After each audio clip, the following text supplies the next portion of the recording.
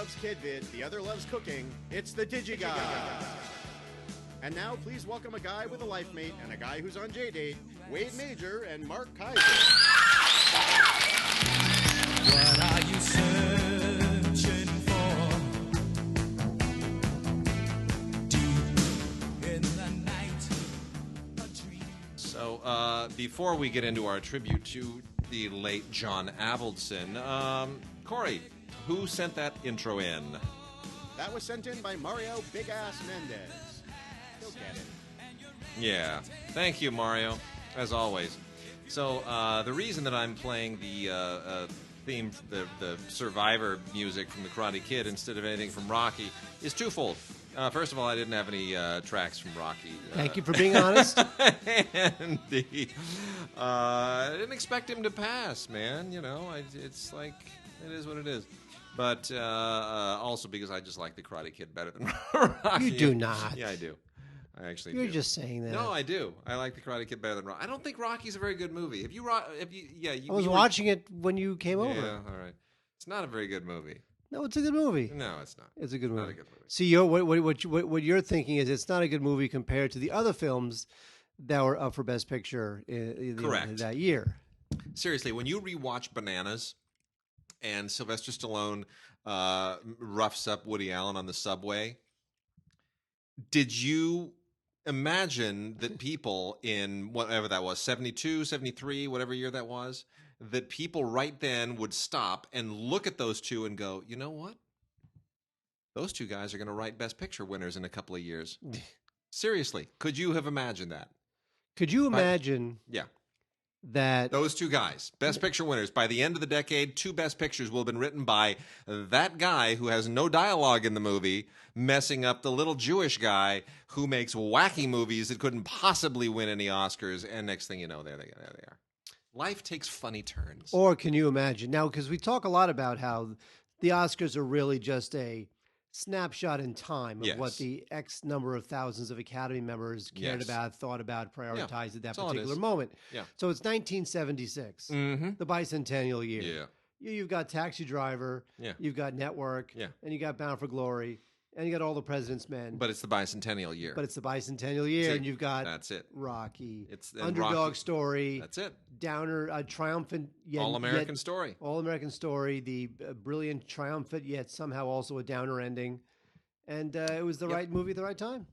It absolutely was. That's why when I taught film history, I said you have to read movies based on text, context, and text, subtext, and context. And context is that intangible, right time, right place thing. So you're a rock star now, as I understand it, right? You killed it at the Roxy. Yeah. Nobody Come wants on. to hear this. They want to hear Why about not? Blu-rays. No, well, okay, fine. But It was a good show, though, right? No, well, please. Yeah. Three of the band members were over 70. Are there- Yes, our best song was Making Whoopee. Oh, that's great. Well, Tim and I were wondering what you guys were playing, if it was like jazz or hard rock. Well, or, here's the thing: is that I'll make a very long story short because Okay. it's completely uninteresting. In fact, people are scrubbing right now, about 5 minutes later, to actually get to the Blu-ray reviews. I'm a sax player, played sax for a long time, and I couldn't find a band to join, so I joined a music school.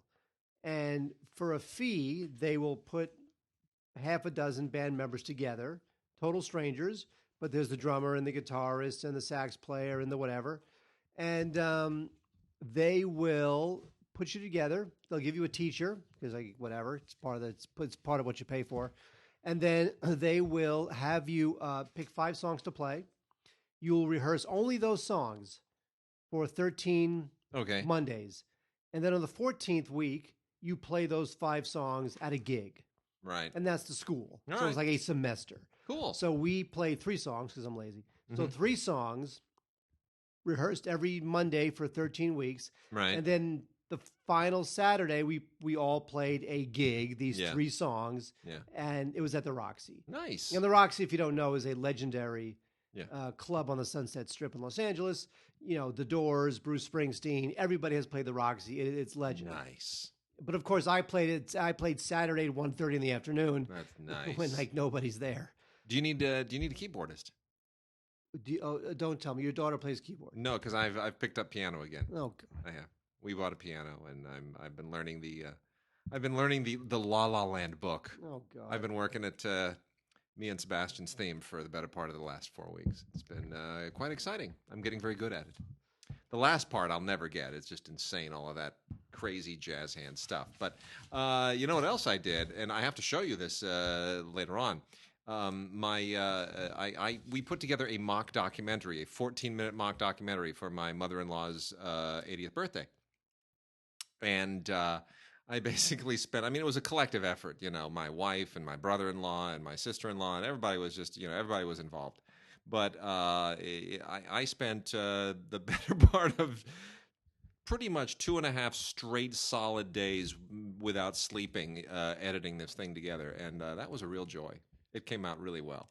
You're going to be amazed at how well it came out. I'm glad that my girlfriend screwed up her contribution.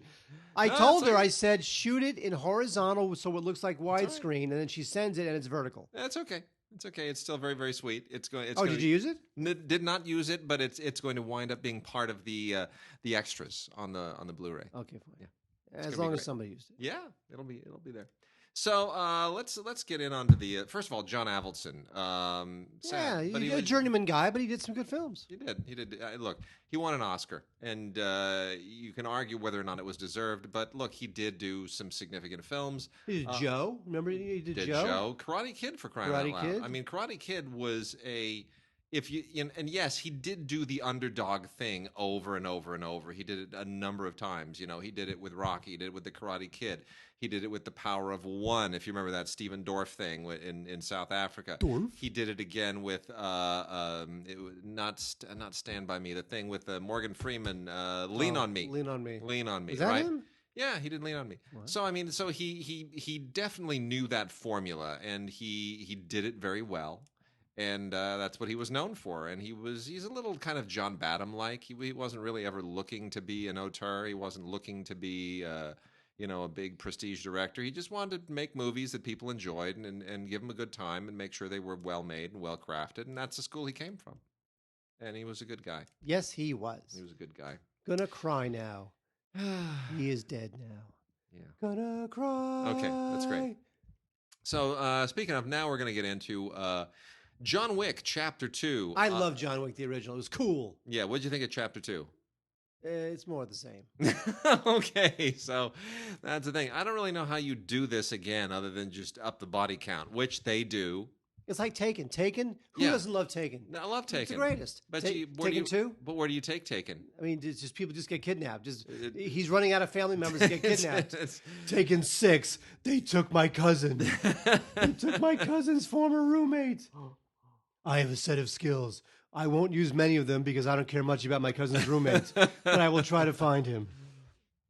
Anyway, so that's really what John Wick 2 has going, is that Keanu comes in and he's the beard's a little longer, the hair's a little greasier, the gun's fully loaded, and he kills even more people. And they sent us swag in connection with this. Mark, would you like to tell the people what swag they sent us? Oh, that's the one you showed me before. It's a number 2 pencil.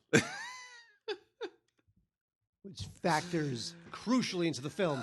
By the way, okay, no one cares about that. Yeah. So I have a recommendation. If our listeners do not know this, I just found out today, and I watched it. Do you realize that Neil Blomkamp, who has not done a film since Chappie, whatever, he's got some new company, effects company, and he just posted a kind of a kick-ass little District 90 22-minute short film starring Sigourney Weaver. Okay. A 22-minute post-apocalyptic alien invasion film. The aliens came to Earth and they destroyed mankind. It's like the Terminator. All right. He posted it to the website for his effects company. Okay. I forgot the name of it. Is it any good? Yeah, it's pretty cool. It's pretty dark. It's these aliens, they come and a lot of it is told in voiceover. With Sigourney Weaver saying, they came. Yeah, and they tapped into our brains. Blomkamp had that moment where everybody was like, "It's the next Christopher Nolan," And then he just kind of flamed out with two more films that just went nowhere. Two big budget, hyper special effecty sci-fi things that just did nothing. That Matt Damon thing, what was that? Oh, Elysium. Whatever? Yeah, come on, stop. That was not good. Anyway, John. So what I'm saying is, it's pretty cool. Go check out Blomkamp's short film. It's called Rakka, Rakka. Okay. It's recommended. It's good. I will. And it's on a cliffhanger, so you're hoping there's a second one. Or else he's auditioning it for a movie, for a feature. That could be too. That's true too. Anyway, so we got the 4K John Wick 2. It is blisteringly good looking. They pull out all the stops here. Summit does a very, very fine job. Beautiful all around. And, of course, Summit is associated with Lionsgate, so this kind of raises the bar on what we're getting out of Lionsgate in terms of Ultra HD. And it comes with Ultraviolet as well, or iTunes, or both, whatever you want. And heaps of extras. Keanu and the director, Chad Stahelski, who's a former stunt coordinator, do an audio commentary that is very dudeish, but it is sufficiently informative. Not amazing or anything, but it's fine. Deleted scenes, a lot of featurettes, and a thing called Wick's Toolbox and the kill count thing. All little kind of little gimmicky stuff. But great. Ultimately, it's the movie in 4K, and I do think you have to do it in 4K. It's better that way. Do we have a giveaway? Yes, we do have a giveaway later. We have a giveaway. We'll get to that when we get to the foreign film segment. But yes, we do have a giveaway. I'll let you hit that. Sure. Well, wait, the movie called Life. This is a very bland, boring, lame name for a science fiction thriller. It's called Life. It stars Jake Gyllenhaal, Rebecca Ferguson, and Ryan Reynolds. Definitely did however well it did because of the names, and I guess you could see why they'd want to do a film like this. It's a B movie programmer type thing where they go out. They should have called it Alien. They should have called this Alien, and here's a tagline for it. They should have called it Alien, and tell me what you think of this. In space, no one can hear you scream. Is that not good? No one can hear you not care. Is that not good? Right? It's brilliant. Yeah, it's never been used before. No. Okay. Anyway, so it's about they're on a space station, and this crazy thing happens. It's basically Alien, except in the near future, not the distant-ish future. And what kills them is not what's the official scientific name we have for aliens now? Something morphs. What are we calling them? Xenomorphs? Is that what it is? A xenomorph? Yes. Yeah, the xenomorph. Okay, it's not a xenomorph. It's not nearly as interesting.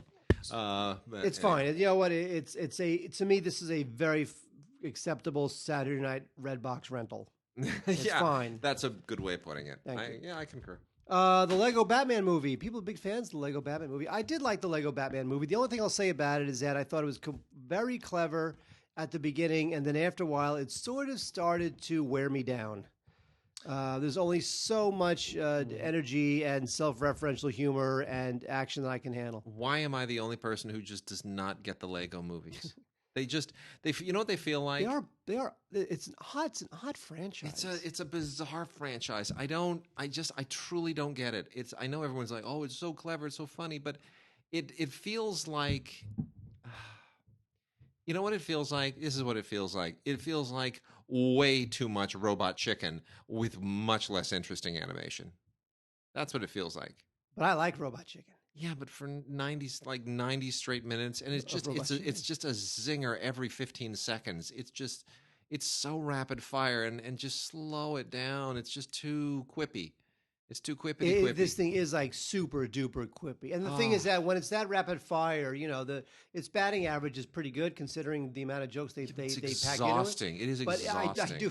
I did find the movie exhausting.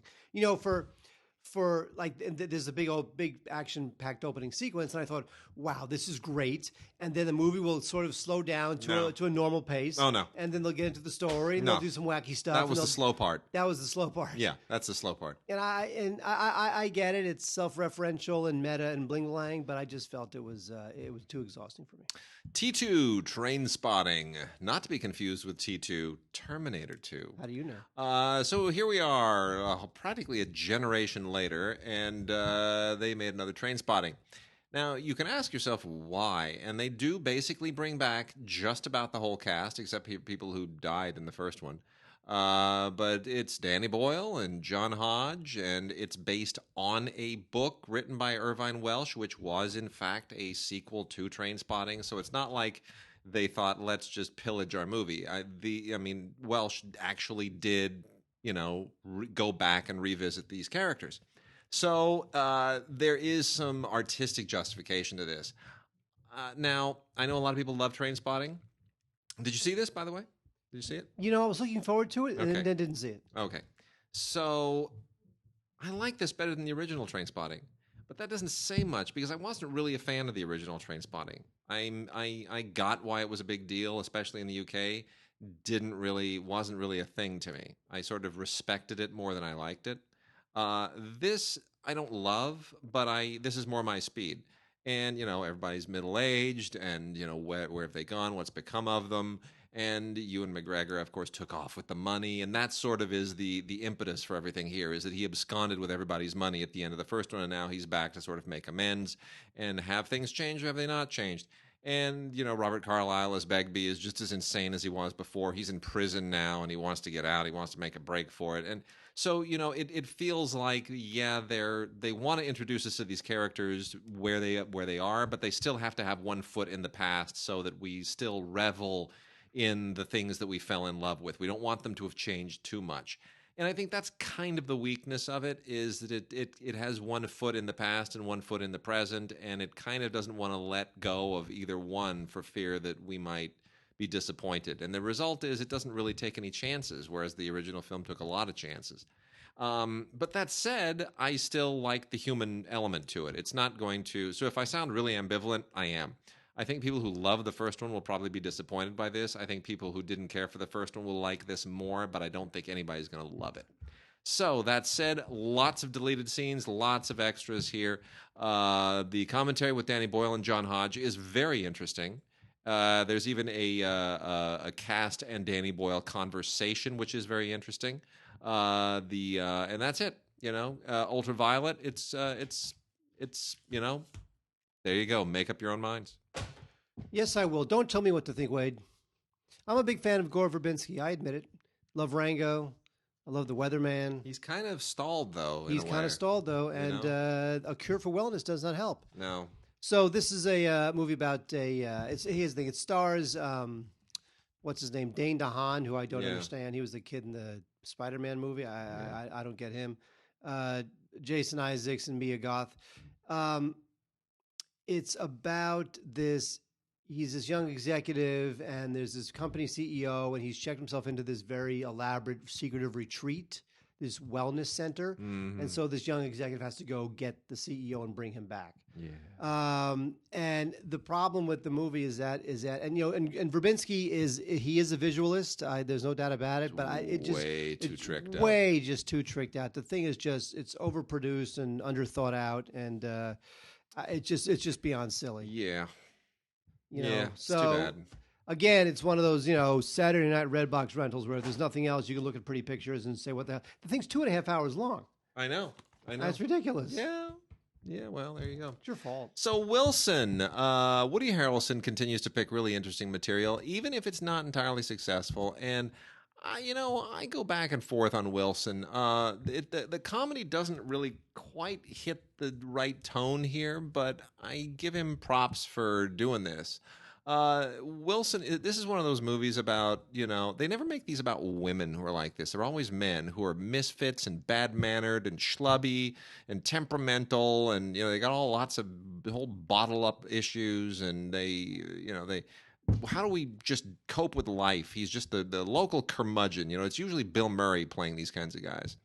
Like, what was the Bill Murray movie? Van something. What was that? Oh, with Melissa McCarthy? Yeah, what was that thing? It was called... Never mind. No, that wasn't it. No. Not one Melissa McCarthy. With the kid, where he's the... Oh, yeah, St. Vincent? St. Vincent, that's the one. Thank you. The one with Melissa McCarthy. Yeah, no. She's not in that. Yeah, isn't she? Melissa McCarthy and St. Vincent? Yeah, let me see. We see too many movies. I can't remember. Anyway, so Woody Harrelson, he's Wilson. He's a mess, just in every conceivable way. And Laura Dern is also a mess. She's his ex-wife. And there's a discovery that they make, and I won't tell you what the discovery is, but it's a discovery that results in a kind of a life journey, a life investigation, and an attempt to normalize their lives, and it doesn't quite. It's one of those tonal problems that so many movies have these days, which is it wants to be poignant, it wants to be funny, it wants to be dark, it wants to be bittersweet. It sort of wants to hit all these kind of touchstones, all these points in the emotional rainbow, and as a result, it's kind of tonally all over the place. And the actors try really hard, and Woody Harrelson is terrific, and Laura Dern is terrific. But it's pretty undercooked. It's worth a rental probably if you like the actors. This is a Blu-ray, comes with ultraviolet on it, and that is really it. We're spending a lot of time talking about a film they will never ever rent or buy or see in their life. All right, fire away.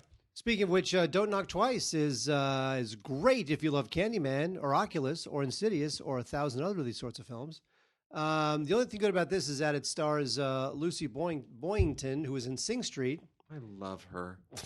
I do. She's in a Netflix show. She's in a Netflix thing with, I think it's the Naomi Watts thing. I don't know. Anyway, so she's knocked on the door. Gypsy. It's Gypsy. She's in Gypsy. I don't know what that is. Comes on Netflix soon. Don't know what that is. Never mind. She has knocked on the door of a long abandoned house, and you know what's inside that house? Terrible thing. Terrible things inside that house. Unleashed a horror inside the house. What would happen if somebody made a movie about a scary house in the neighborhood and you spent a half an hour with kids getting up the nerve to go and sneak into the house one night? And when they get inside the house, it turns out that all that's in the house are happy clowns and candy and carnival attractions. Yeah, but people hate clowns. People think clowns are creepy. And you think, and you spend the next 60 minutes waiting for the other shoe to drop, thinking these clowns are going to eat these children. They're going to eat them. They're going to kill them. They're going to take them into the basement. They've got their aliens. There's something horrible that's going to happen. And in fact, what actually happens, the kids are just happy. Yeah, they have a great time. They have a great time. And then the movie ends and the kids come out and they go, it wasn't scary after all.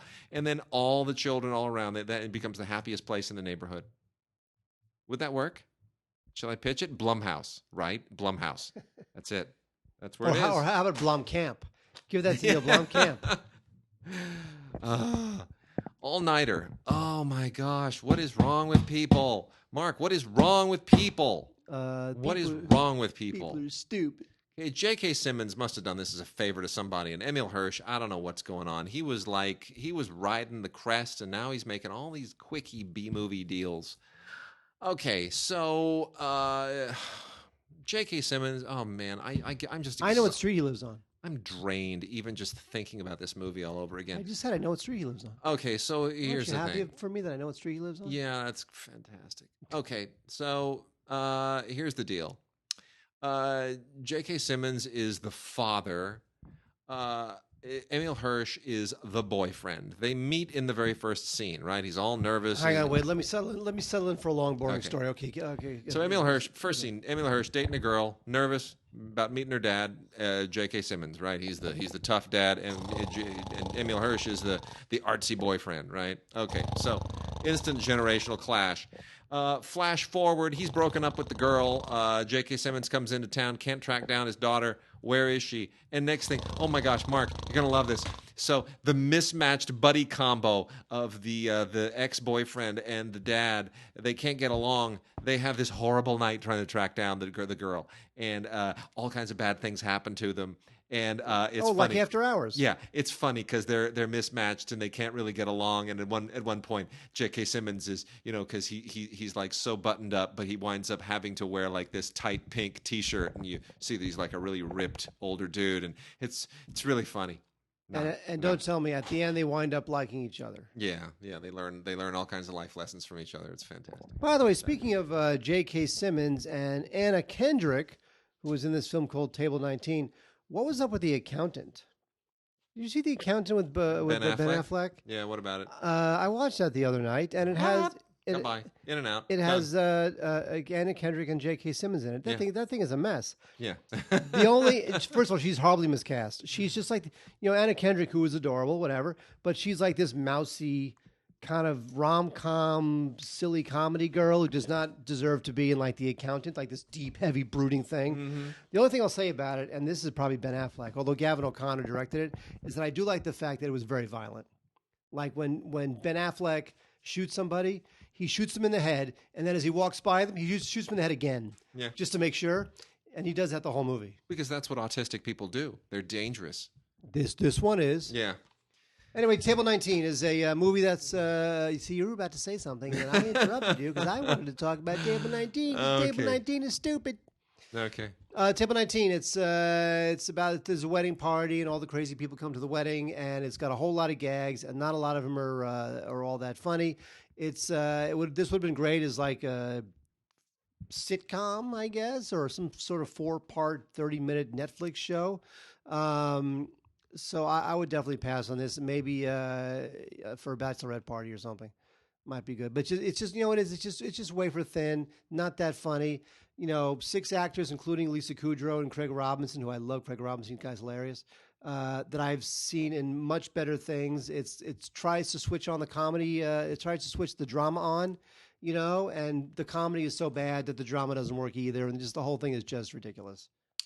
Bitter Harvest is a worthwhile film. Check out Bitter Harvest. Bitter Harvest is actually, believe it or not, the first film ever to deal with Stalin's starvation of the Ukrainians, which is considered one of the great human atrocities of all time.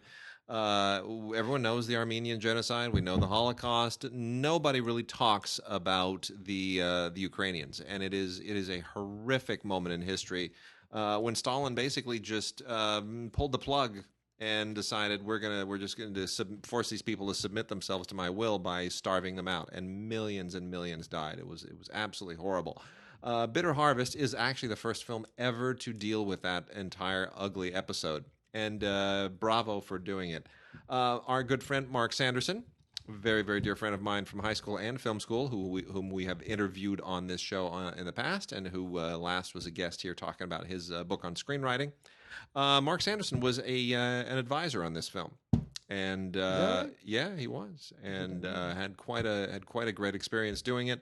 And Barry Pepper, almost unrecognizable with his Ukrainian haircut and mustache and the whole thing. Otherwise, a very fine cast that also includes Max Irons and a very well cast Terrence Stamp, who is always terrific. So, Yay, love it. Bitter Harvest. Check it out on DVD only, not on Blu-ray. I am sorry to say. Wait, I'm sorry to say that there's a movie called Altitude. Does that mean it's no good, or it's just low altitude? That means it's no good. It's with Denise Richards, who is looking older and older, although God love her, but she just is looking older and older. By the way, remember that James Bond film that Denise Richards was in where she played like a nuclear scientist? And they said, why would they cast Denise Richards as a nuclear scientist? There's no way a girl that hot could be a nuclear... Yeah. That was the point. That was the joke. Yeah. The joke is that they hired the hottest girl they could to play a nuclear scientist. How could they, like in a James Bond film that like objectifies women for 40 years, how could they not realize that was the joke? Mm-hmm. You haven't seen The Mummy, have you? It's become a thing now. I can't. That's a whole thing now. Yeah, it's not good. What's like there's a hot girl? Well, the one, but the like the crazy hot woman. Tom Cruise is like he's a military guy, and then there's the crazy hot woman who he has the one night stand with, and there's their sexual tension drives the whole film. But she's a brilliant archaeologist. Like, come on, stop. It's just stop it. The only reason I could think that Universal would hand the keys to their Marvel DC universe-beating, world-beating, multi-film thing to Alex Kurtzman. Yeah. Right? The only reason I could think that they would choose this guy who's directed nothing, basically, is because maybe they thought that Tom Cruise could basically direct the film. Yeah. And that they would just trust him to launch this thing. So, spoiler. I'm going to hit you with a spoiler, okay? Anybody listening to this, turn this off for like 10 seconds. Okay. Do you know who Russell Crowe plays in it? He plays Dr. Jekyll or something? Yeah, he plays Dr. Jekyll and Mr. Hyde, and that's like clearly intended to set us up for another movie when he has his little episode and he gets all Hyde freaked out and has this big fight with Tom Cruise and his eyes are all bugging out and he's like having the like the man the other alternate personality is it's really stupid. It's so stupid. And you sit there and you go, really? Is this like this is your version of the Avengers Universal? Really? You couldn't find a better way, and like a more recent property? You couldn't go to Dark Horse Comics? You couldn't do something? You had to like say, let's take our old franchises from the 1930s, because those people are all in their 80s now. Well, no, Come on. I think at least with the comic books, people always wondered, God, what would it be like if Spider-Man was in a big budget film? Or I want to see Captain America. Nobody says I want them to spend $200 million on Frankenstein. Yeah, that's great. And because Universal, they're out of the universe game. Warner Brothers has theirs, Disney has theirs, Universal wants theirs. Anything further to say about Altitude? We detoured from Altitude. Denise Richards, she's an FBI agent. She's stuck on a plane. No snakes, though. She's stuck on a plane, and so it's a very short running time. Not a lot of plot. For some reason, there's jokes in it about like how air travel sucks, and it's just not funny. Yeah. But the real star, of course, is Dolph Lundgren, who shows up every once in a while with a gun, and it's just bad times. Bad times. Yeah, all right. I would pass. So I'm turning on the air conditioner because I'm hot. Oh, well, you don't care, right? You're just hot all the time. Yeah, right. Air conditioner's not going to damp that one, Squiggles. sugar. Wow. Okay. So mine stars Armie Hammer, who has had a really rough go since The Social Network really put him up there playing the twins. He's not the Lone Ranger, and he's not a lot of the other things he's been playing either. He's had a really rough go being cast. But and Man from U.N.C.L.E. didn't do him any favors either. Mine is really a good bit for him. It's a very contained, low budget, but very interesting psychological thriller, military thriller, set in the desert, American soldier, mission goes completely haywire, and for the next 2 days or so, he's stuck in the desert in a kind of a cat and mouse situation. And it has some really, really interesting psychological ins and outs to it. It's one of the few movies I've seen that really fabricates a small, contained situation and is able to sort of sustain it beyond short film length. And it does a very, very good job of doing it. The story, by the way, and this is from Wellgo. Bravo, Wellgo, for releasing it theatrically and on Blu-ray and DVD. This is... the story of how this thing came to be is really interesting. The guy that wrote it was just, he was teaching English in China. He's just kind of hanging out in China. And he wrote this, and this kind of, this was like an Amazon thing. It caught fire and became a thing, and next thing you know, it's a movie, and now he's got a career. He's like, he's writing for television. So, this guy just submitted a script, and bang, there it was. So good for him. Bravo. Armie Hammer, he's had a tough time of it. Yeah, well. Man from U.N.C.L.E., Lone Ranger. Yeah, Armie Hammer, yeah. He's had a tough time. Yeah, yes. So, Three Generations, real quickly. Three Generations is a Weinstein film, didn't really pan out. Naomi Watts, Elle Fanning, and Susan Sarandon, Three Generations of Women. However, Elle Fanning plays the third generation and is transgender, which is the... impetus for all of the dramatic and sexual and gender and other tension in this movie. It wants to kind of be a human drama, family drama, feels a little bit maudlin and forced, doesn't really earn any of the emotions that it's going for, but it has three very, very fine actresses in it who give it their all, and it's worth something on that level, but otherwise really a misfire for Weinstein, and I think they knew it, otherwise they would have saved this thing for the fall. So I think they were trying to get a little bit of political heat out of this and hope for some counter-programming juice in the spring, which didn't happen. So might be worth a rental if the actresses are of interest to you. Dragonheart, Battle for the Heartfire. Oh, of course. The only thing I can do to recommend this is say that Patrick Stewart voices Big Dragon, Drago the Dragon. Otherwise, this thing better is than Sean Connery. You know what I mean? Seriously. Sean Connery. You realize that Sean Connery is like not dead? I know. He's still around. Yeah. He hasn't acted, and he retired. Gene Hackman, same thing. No, He's I still love around. Gene Hackman. I know. No, I don't like it.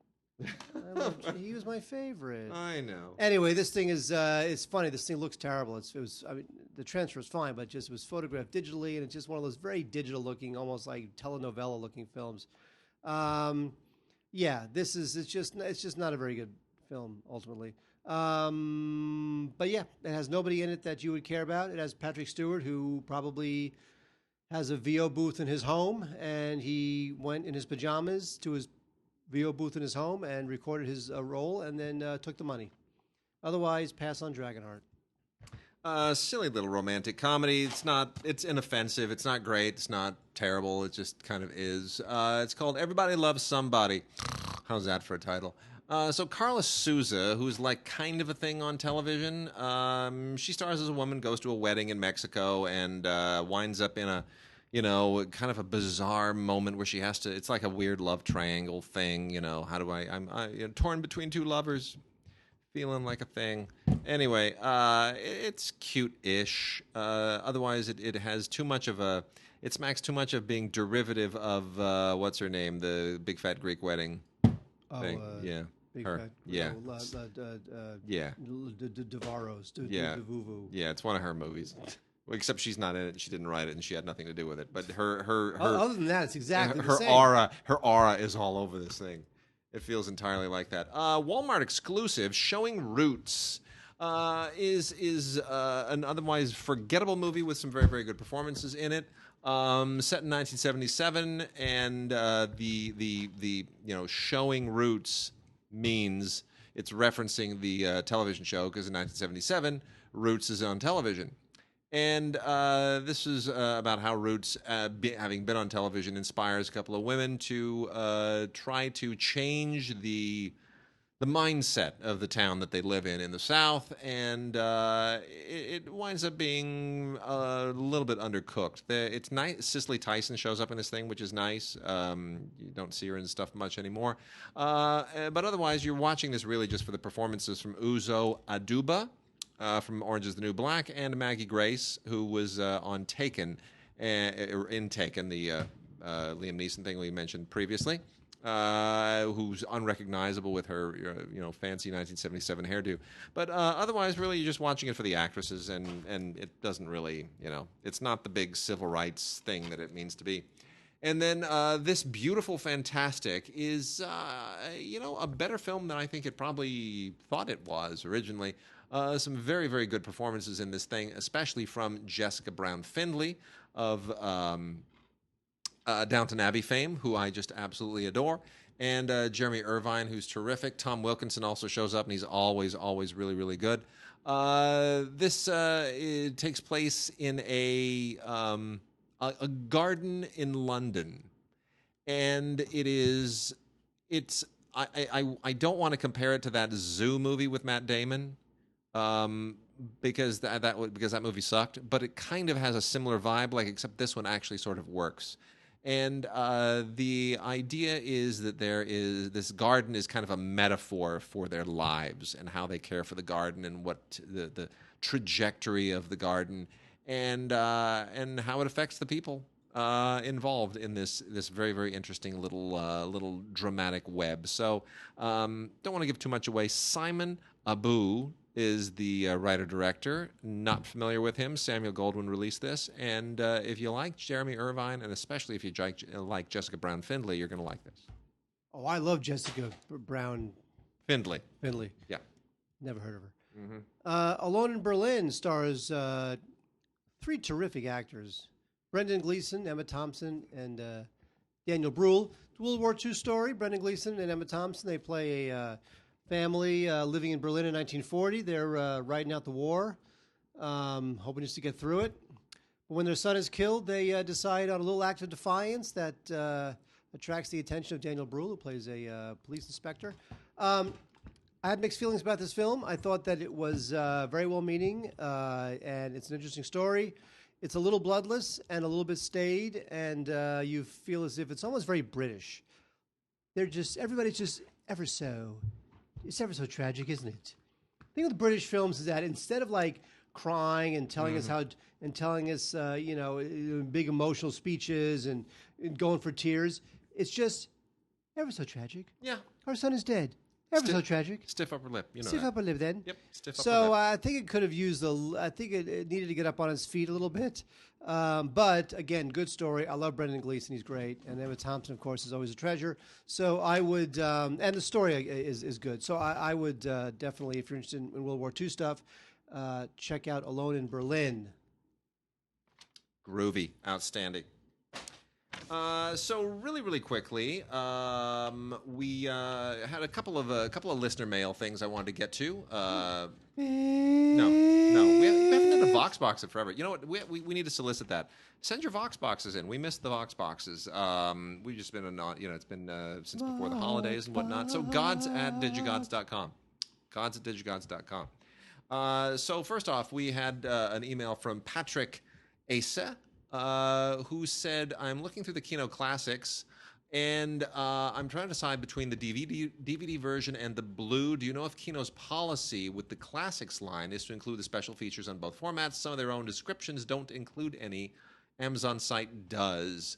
And the answer is yes. It's the same stuff on both of them. And then there was another question that we had. Actually, a couple of different people emailed us about this. One of them emailed while I was researching the email from the first one.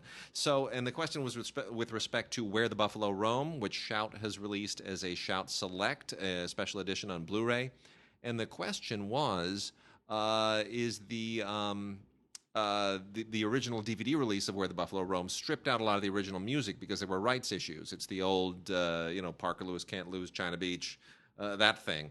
And I didn't know that because I just never really focused on the music in that movie. But it's a big deal for a lot of people. So I emailed the people at Shout, who then talked to the producer and confirmed, yes, all of that is resolved. The new Shout Select release of Where the Buffalo Roam does, in fact, include all the original music for the first time ever on digital in any format. So, another reason to celebrate Bill Murray in Where the Buffalo Roam.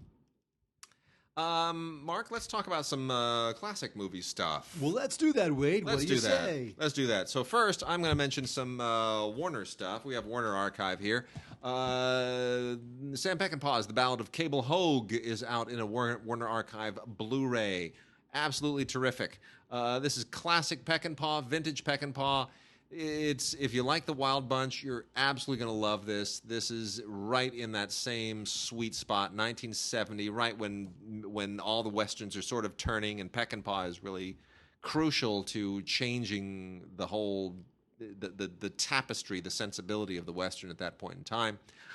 This is written by John Crawford and Edmund Penny, and has a great performance by Jason Robards and Stella Stevens. Both of them absolutely terrific in this.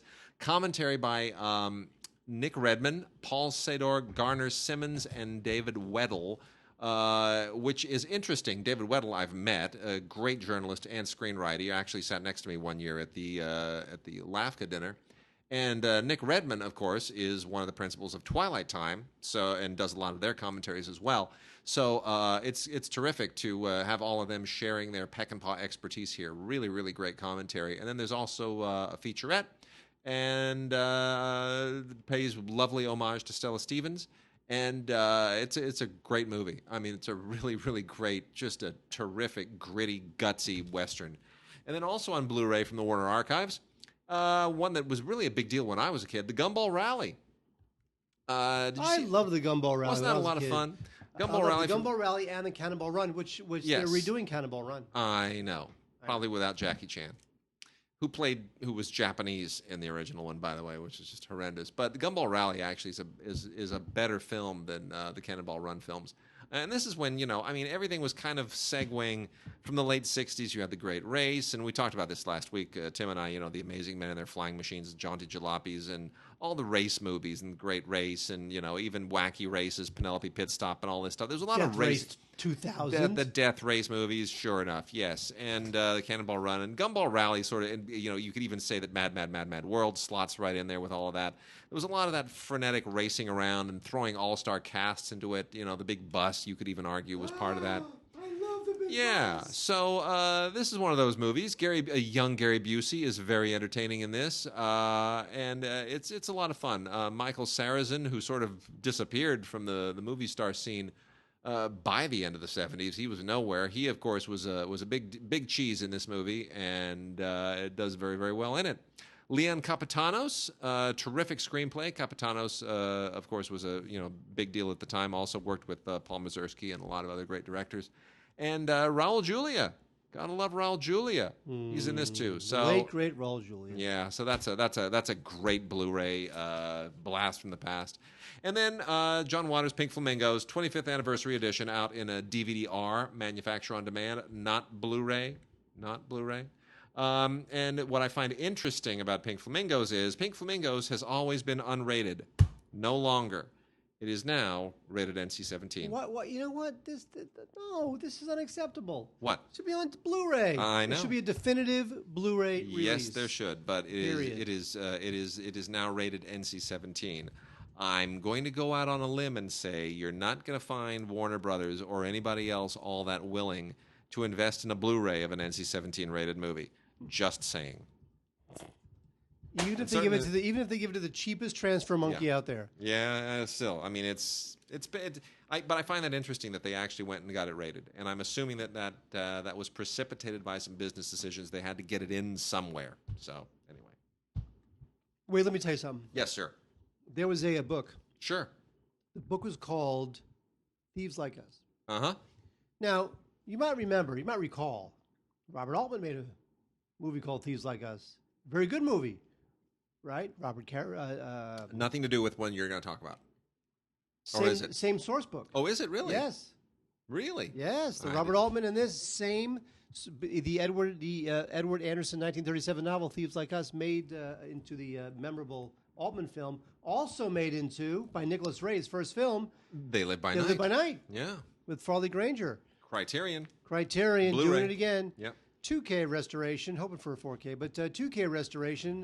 There's a 10-year-old audio commentary that includes Farley Granger, who he plays a fugitive who breaks out of prison and with a couple other robbers, and they meet this innocent girl. And so this film, it's not Nicholas Ray's best film, but it's definitely a cool example of noir. Yeah. It's a cool noir film. You know what they used to say about Farley Granger when he first started when he hit puberty? Is this a bad joke? And the hormones kind of started to flow? Is this a bad joke? His parents looked at each other and they said, Farley is fairly furry. That's all I got. Farley's fairly furry. Huh. I'm working some. I'm trying some material out here. Mm-hmm. I'm using you as my. Mm-hmm. Yeah. Okay. Mm-hmm. Yeah. Anyway, They Live by Night. Definitely worth the Reynolds. Good stuff. Also from Criterion, highly, highly recommended for fans of classic French cinema, is the Marseille Trilogy from Marcel Pagnol. This consists of the three films Marius, Fanny, and César, which basically centers around a love affair and the residual results of that love affair over time. These all three are based on works by Pagnol. I'm trying to remember. They're not all novels. I believe one is a play and two are novels, or two are plays and one is a novel. In any case, Pagnol, was both a great literary figure, an icon in France, and a filmmaker of adaptations of his own work. And these three films are just absolutely lovely. They're all set around the docks, in and around the docks in Marseille, where I used to live. And it's very much, the culture that he grew up around. He is the greatest chronicler of the culture of Provence in France. And, these are all named for specific characters. Marius, Fanny, and César are all characters who are present in all three of these. But each one of these films kind of focuses on this story as it impacts these individual characters over time. Watch all three of them; you'll get it. Marius is actually very, very contained, very almost theatrical. But these are just wonderful films, absolutely wonderful films, and lots of extras on here. Interviews, old interviews, new interviews. A 1973 documentary all about Pagnol. If you don't know about Pagnol, if all you know is Jean de Florette and a few other films, you will learn so much about why he is so central and such a great figure in French literature and in French culture. There's even a 1935 short documentary about Marcel, about the harbor in Marseille, which Pagnol produced, which has hardly changed, actually, from when in that time to when I lived there to now. It's basically untouched. And, trailer and essay, a lot of great stuff. So the Marseille Trilogy by Marcel Pagnol, absolutely terrific. You got to see it. Wonderful. So Wade, the other one to me is this is the big criterion for me. Yeah. Because it's my opinion. Sure. I co-host the show. Yeah. I get to have an opinion. Yep. The Lodger on Criterion. That's the big one for me. This is Hitchcock's third film, but it is the first real Hitchcock film. It put him on the map. It put him on the map. Yeah. It's silent. It's a silent film. It's from Silent film. 1927. Yep. It's about there's a serial killer on the loose, and this mysterious young man shows up to a boarding house. He happens to look just like the serial killer, and he rents a room in this boarding house. And so he's in the boarding house while this killer continues to murder blonde women. And it's all about that. So is he the killer? Is he not? OMG. I will say that the last 20 minutes of this film is like, you can see Hitchcock, you could see it starting to click. Yeah. The last 20 minutes of this film is really good stuff. The first, hour or so is like, okay, it's interesting, it's silent, and whatever. But that last act is just you're like, okay, this is Hitchcock. He's doing it, the man. deal. Yeah. So I enjoyed it very much. Of course, Criterion knocks it out of the park with the Blu-ray 2K digital restoration. They also include a 1927 feature directed by Hitchcock and starring Ivor Novello, who plays the handsome young lodger who may or may not be a killer. It's called Downhill, and I had never seen it, and it's absolutely fascinating as a piece of history and also as a film. There's a new interview with a film scholar about Hitchcock's signature style, a couple of video essays, and there's also an excerpt from audio interviews with Hitchcock's interview with Francois Truffaut.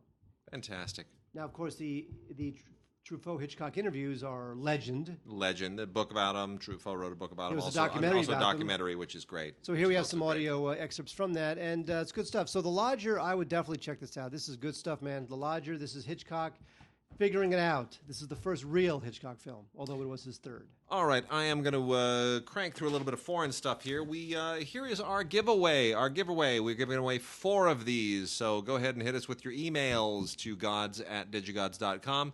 Put your name and address in the body of the email and in the subject line, and make sure you get them to us by June 23rd. June 23rd, Friday, June 23rd. And in the subject line, put Chan, Chan, as in Jackie Chan. And the movie we're giving 4 copies away is Railroad Tigers, Blu-ray and DVD combo set from Wellgo. We thank the people at Wellgo who've been giving us a lot of giveaways lately. Really good stuff. Railroad Tigers by the director Ding Sheng, who is a big deal director in mainland China these days. Jackie Chan teaming up with Ding Sheng. That said, I have to be honest, I'm not a fan of this movie. It's not a bad movie. It's just Jackie Chan is a fairly minor figure in it. He's one of the Railroad Tigers. He's not really being funny. He's not fighting a lot. Fights a little bit. But on balance, it's about a group of saboteurs who are trying to do kind of a Bridge on the River Kwai type thing. It's a they're not trying to blow up the bridge that carries the train. They're just trying to, basically sabotage the train itself. And it's, there's a lot of it has to do also with what's on the train. And anyway, the film was a little bit tedious for me. It's well made. I'm not going to take anything away from Ding Sheng or from Jackie or from the cast. I mean, it's well made. It's well put together. Probably appeals more to Chinese audiences. But that said, it's got a bunch of featurettes and it's competent. And we got 4 copies for people who want to add this to their Blu-ray collection. So go ahead and email us, gods@digigods.com. Get it to us by the 23rd and put Chan in the subject line. And we will do a drawing over the weekend and get to you by the following Monday. Well, thank you, Ross. Anyway, folks, we have Stanley and Kevin Smith Save the World. This is a compilation, a DVD of a couple of Evenings with Kevin Smith. As you know, he tours colleges and gives lectures and just nerds out with like hundreds of college kids in an auditorium. And as you probably know, if you're listeners of the podcast, Wade and I have seen Kevin Smith live in one of his little evenings, and we were thoroughly entertained. He is a great storyteller, and what we like about him is that when he's telling stories, he's not making movies, and that's important. So this one is Evening with Kevin Smith in 2002, which features Jason Mewes from the Mallrats movies. 2006, An Evening with Kevin Smith 2. And then from 2002, Stan Lee's Mutants, Monsters, and Marvels, which is with Stan Lee and Kevin Smith. So it's a little old. I kind of wish that, maybe he would do something. They would have maybe recorded a fresher one to give it some juice a little bit. But if you're a big Kevin Smith fan and you're a big Stan Lee fan, you can do a lot worse than Stan Lee and Kevin Smith Save the World. Again, Smith is a great storyteller, and he's very entertaining to watch, so you might just like it just for that. One of the big documentaries of the year is I Am Heath Ledger, and this is a very affecting, kind of impressionistic look at Heath Ledger. I didn't realize how much of an artiste he was. So I was very surprised. I wish this was on Blu-ray. Unfortunately, it is on just DVD, but it is poignant, and it includes a lot of video that Heath captured of himself. So it's a very intimate look, at least on that level. So yeah, it's good stuff. I Am Heath Ledger, touching. Luckily, there's no gossip. There's no. It's very respectful of him and what set him apart in terms of his output as an artist and who he was as a man. So I would highly recommend Heath Ledger, the posthumous Oscar winner. Yes. 0 Days, Oscar-nominated documentary by Alex Gibney, one of the great documentarians of our day. This was made by and for Showtime originally. I don't find this quite as haunting as I think a lot of other people did, but it certainly tries to be haunting. It's all about this. It's kind of it's a cyber warfare doc. And there was this cyber attack that the U.S. and Israel threw at Israel. And the fallout from this, I hate to use that word with respect to even though it's a nuclear facility, but the fallout from this has been rather substantial, and this goes into all of the crevices and the folds of cybersecurity, and really gets inside this thing, and it makes it much more interesting than really the subject of cybersecurity and cyber warfare should be. But I still don't think it's quite as doomsday as the film sort of makes it out to be. Some great PBS documentaries. Chinese Chariot revealed.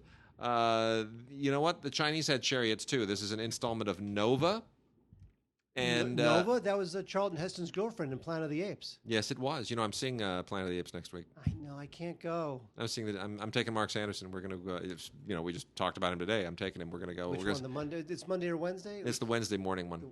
Yeah, we're going to go, and we're going to. My French lessons. I'm taking French lessons. Good for you. I'm going to start. We should do the show in French one week. Okay, it's a beginner French lesson. Oh, okay. No, we're gonna send Matt mean texts from the screening room. It'll be fun. What were you thinking? Is picture locked? Really? Because you might want to change this. It's so much fun. I did that last time. What the score is 50 kazoos? The monkeys are flinging their own crap at the screen. Matt, did you know you can see the mic in this one shot? Do you have another take? It's hysterical. It's gonna be so much fun. Anyway. So yeah, Chinese Chariot revealed from Nova. Goes into the battle chariots that were used anciently by Chinese warriors. Really, really interesting. Not quite the same kinds of chariots, obviously, that we talk about in Rome and Greece. Not Ben-Hur chariots, but chariots just the same. And really, really interesting. The role that they played in Chinese warfare. Fascinating film. And then there's also Africa's Great Civilizations with Henry Louis Gates Jr. from PBS on Blu-ray. They don't put a lot of stuff on Blu-ray. It's very, very well chosen. And the reason here is because you get these really, really fascinating recreations of African civilizations of the past, courtesy of Weta. And it's really it's quite beautiful. It's a very, very nice Blu-ray, very well produced. And of course, Henry Louis Gates is like everybody's idea of a great host. He's like Carl Sagan. He's just one of those intellectual hefts, and he sort of takes you through it in a very gentle way, and you don't feel like you're being schooled or lectured to. It's pretty terrific. So that is Africa's Great Civilizations with Henry Louis Gates Jr. on PBS Blu-ray. And then we also have, as long as we're in the warfare realm here, before we wrap the show out, Special Forces, The Fight Against Terror. This is a 5-part documentary series from Mill Creek, which is adequate. It's a lot of little stories that, deals with the SEALs and the Delta Force and the Green Berets and the Rangers and all the different all of our different special ops forces, and it's not earth shattering, but it's fun if you like that subject matter. And similar is Danger Close Inside Special Ops. This is from Alex Quaid Films. I'm a little iffy on this. This is the third film in the Heroes of Valor series that Alex Quaid has done. Alex Quaid is a kind of a war correspondent. She is a freelance war correspondent and is a little bit too self-congratulatory and self-promotional with these things. I am a little bit off-put by all of the, I chose to go and really get into harm's way because I knew I had to tell the story. She's very much right in the middle of all this, interviewed, and that's a little much. It's a little self-serving. It's a little Look self-serving. At me, I'm the hero of all time. Yeah, it lays it on really thick, and they shot the wrong helicopter down, and if I had been on that helicopter, I would be dead today. And it's just too much. That sounds Yeah. terrible. The thing is, the war footage is actually really impressive. I mean, she does go along on these operations, and there you got the, with the nighttime vision and the whole thing. I mean, it's the real deal. So you can't take away from the fact that she did go there and she did do this and she did get this footage and she was right on the front lines. It's just a little vexing that she feels the need to remind us of that fact. I wish it were a little bit more journalistic and a little bit less look at me. And then a terrific documentary on Blu-ray, From Dust Bowl to Tinseltown. Brother, Can You Spare a Dime? This is really, really, really interesting. This is an extraordinary kind of juxtaposition is really the best way to put it. It takes Hollywood movies and it juxtaposes them with life from the 1930s. And it sort of tries to create not a dichotomy between Hollywood and what was going on in the 30s with the Depression and impending war and misery and a lot of this, but it's a collage. It's sort of a real life and an artistic life collage. And it's very interesting, and it's very unique, and it's unusual, and really kind of a strange little docudrama work of art in its own right. It's really, really worth checking out. It's quite a fascinating little movie.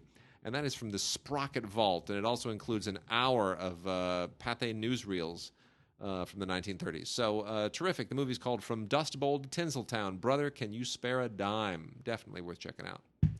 And with that, Mark, I think we are ready to roll. We'll be back next week. And then the following week is the 4th of July weekend. And I'll be in New York. You'll be in New York. So we're going to be going 2 weeks without a show. We should point out. Yes. What the hell is wrong with you? Well, What kind of ship are you running here? Well, for 4th of July, I might rein Tim in. I don't know if Tim's going to be in town, but so it's possible there will be a show for the 4th of July week. Possible bastard. Possible. We'll let people know on the Facebook page. But otherwise, the week after, I will not be here. What? Where are you going to go? I will be in Ozrock, Jordan. Really? Yes. I didn't know this. I know you didn't know this. I haven't been at liberty to sort of divulge this yet. This has been many, many, many months in the planning. But I've been invited to go along on a UN-sponsored filmmaking workshop that will be conducted for kids in an Azraq refugee camp in Jordan.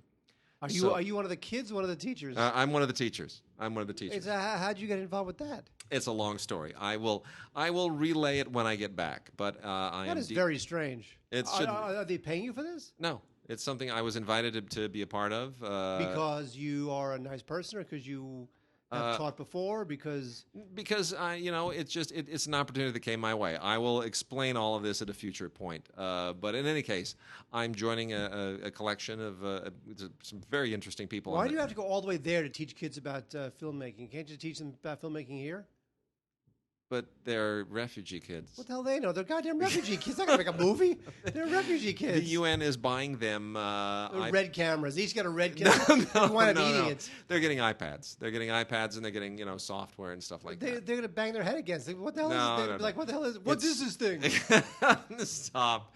No. Can I sell this and eat the proceeds that I make on it? It's going to be teaching kids how to tell their stories, and I think it's going to be a great experience. I'm very much looking forward. I don't know, man. I feel like these kids are like they're dying of starvation, and you're giving them an iPad. They're not dying of starvation. They're in a refugee camp. They are the refugee. They are happy, but they're being taken care of. They're in Jordan. Jordan's a good, solid, stable country in the region. So, but I will be, half an hour from the Syrian border. So wish me well. In any case, so that's what I will be doing from the 8th to the 16th. And then I will be back, and we'll start putting shows together again after that. So there may be a show the 4th of July. I'll see if I can pull Tim in. I know you're out of town. So otherwise, we'll definitely be back next week, and then things get fuzzy after that for a couple of weeks, but we'll sort it out. All right, with that, we will see you guys next week.